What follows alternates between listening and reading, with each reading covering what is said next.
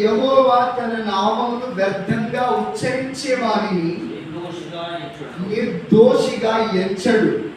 మరి ఇక్కడ ప్రమాణాలు చేస్తున్నామంటే చేయెత్తాడు.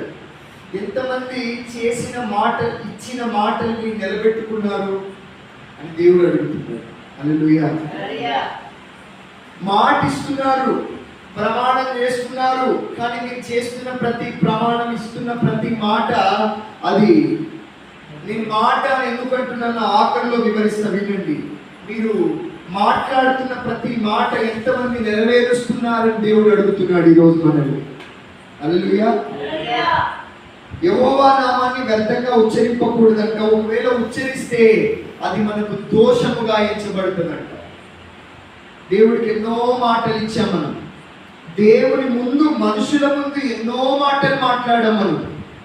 అవన్నీ నెరవేర్చలేకపోయాం. అబద్ధపు మాటలు పలికాం. నెరవేర్చకపోతే అబద్ధమే కదా, అని నువ్వు చేయకపోతే తప్పే కదా. 15వ కీర్తనలో ఏమనుంటుంది? 15వ కీర్తనలో అతడు ప్రమాణం చేయగా నష్టం కలిగినను మాట తప్పడు. అందరూ చెప్పండి, అతడు ప్రమాణం చేయగా నష్టం కలిగిన మాట తప్పడు. మరి ఇప్పుడు మాట తప్పడం అంటే అది ప్రమాణమే అని అంటున్నాడు దేవుడు. నువ్వు ఒక విశ్వాసివైతే, నువ్వు ఒక దేవుడి బిడ్డవైతే, నువ్వు మాట్లాడే ప్రతి మాట ఒక ప్రమాణం అంటున్నాడు దేవుడు. హల్లెలూయా. అందుకే కదా మనం భయం లేకుండా మాట్లాడుతున్నాం ప్రతి మాటలు. అవును కదా.